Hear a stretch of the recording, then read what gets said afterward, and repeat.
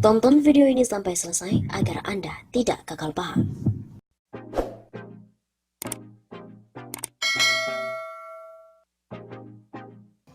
Kapolri dan Kapolda Metro Jaya harus segera dicopot jika terbukti bersalah dalam kematian 6 anggota FPI. Kapolri Jenderal Idham Aziz dan Kapolda Metro Jaya Irjen Fadil Imron harus segera dicopot dari jabatannya apabila terbukti melakukan pelanggaran hukum terkait kematian 6 pengikut FPI. Anggota Komisi 3 DPR RI, Romo HR Muhammad Syafi'i, mengatakan perlunya dibentuk tim independen untuk mencari fakta yang sebenarnya terkait dengan kematian 6 anggota FPI yang diklaim oleh polisi telah menyerang aparat di Tol Cikampek. Menurut Syafi'i, pengakuan FPI bahwa pengikutnya tidak memiliki senjata api itu harus diverifikasi kebenarannya di lokasi kejadian.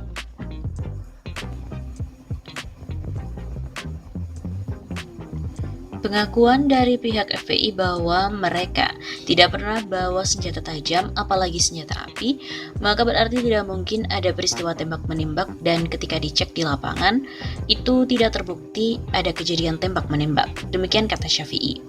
Politisi Gerindra ini juga mendesak Komnas HAM untuk turun gunung mencari kebenaran dan duduk persoalan terkait dengan insiden berdarah yang memakan korban 6 nyawa pengikut Habib Rizik. Kata Syafi'i lagi, Jenderal Idham Aziz dan Irjen Fadil Imron harus dicopot apabila terbukti telah melakukan pelanggaran hukum. Kapolda Metro Jaya Irjen Pol Fadil Imron harus dicopot. Berikut juga Kapolri Idham Aziz demi memberi kepastian hukum dan memberikan wajah Polri yang promoter yang benar-benar melindungi, melayani, dan mengayomi masyarakat.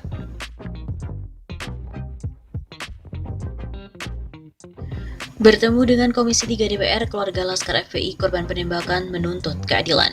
Komisi 3 DPR RI mendengarkan keluhan dan harapan dari keluarga 6 Laskar FPI korban penembakan di Tol Jakarta Cikampek kilometer 50. Pemanggilan keluarga korban penembakan oleh Komisi 3 DPR RI ini digelar di ruang rapat Komisi 3 DPR RI Kompleks Parlemen Senayan, Jakarta pada hari Kamis 10 Desember. Keluarga korban kan tidak ada di lokasi. Apakah ini peristiwa tembak-menembak atau penculikan? Kami hanya ingin mendengarkan apa yang diharapkan ke Komisi 3, kata Wakil Ketua Komisi 3 DPR Desmond J. Mahesa. Perwakilan keluarga korban Ananda yang adalah keluarga Muhammad Suci Hadafi Putra menuntut keadilan agar kasus penembakan yang merenggut nyawa Muhammad Hadafi bisa diungkap. Kami juga ingin meluruskan korban tidak pernah membawa senjata api maupun parang seperti yang diberitakan. Kami minta keadilan dalam pembantaian. Selain keluarga Muhammad Hadafi, hadir juga perwakilan keluarga Andi Oktiawan dan Lutfi. 6 Laskar FPI pengawal Habib Rizik Syihab yang tewas ditembak mati kini sudah dimakamkan. 5 orang Laskar FPI dimakamkan di Pondok Pesantren Agrokultural Markas Syariah FPI Megamendung Bogor, Jawa Barat, yakni Faiz Ahmad Syukur 22 tahun, Andi Oktiawan 33 tahun, M. Reza 20 tahun, Muhammad Suci Hadafi Putra 21 tahun, dan Ahmad Sofyan 26 tahun. Kemudian, seorang Laskar FPI bernama Lutfi Hakim 24 tahun yang juga tewas ditembak dimakamkan di kawasan Duri Kosambi, Cengkareng, Jakarta Barat.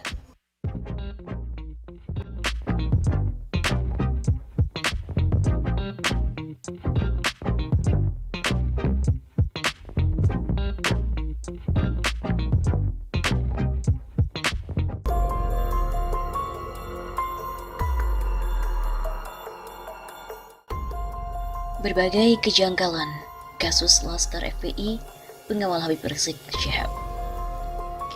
Anggota Laskar FPI terdiri dari Andi Oktiawan, Ahmad Sofyan alias Ambon, Faiz Ahmad Syukur, Muhammad Reza, Lutfi Hakim, dan Muhammad Suci Hadafi tewas didor oleh polisi pada Senin 7 Desember sekiranya pukul 00.30 dini hari. Saat itu mereka sedang mengawal Habib Rizik Syihab dan keluarga dari perumahan The Nature Mutiara, Sentul, Bogor menuju lokasi pengajian. Terdapat banyak kejanggalan dalam peristiwa ini, atau setidaknya hal-hal yang belum terang. Berdasarkan keterangan tertulis kepolisian, sejak kilometer 47 Tol Jakarta Cikampek di dekat pintu Karawang Timur, satu mobil Polda Metro Jaya dipepet, diserempet, dan dihentikan oleh 2 mobil rombongan Habib Rizik. Polisi merespon dengan menembak ban salah satu mobil hingga pecah. Dari mobil itu keluar 4 orang yang masing-masing membawa samurai, pedang, celurit, dan senapan rakitan.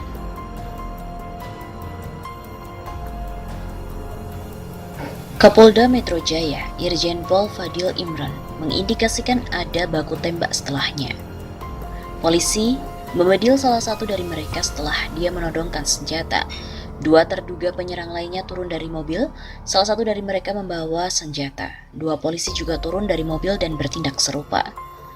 Sekretaris Umum FPI Munarman mengaku aneh dengan klaim ini, karena ketika simpatisan FPI mengecek ke lokasi pukul 3 pagi, sama sekali tidak ada tanda-tanda bekas baku tembak.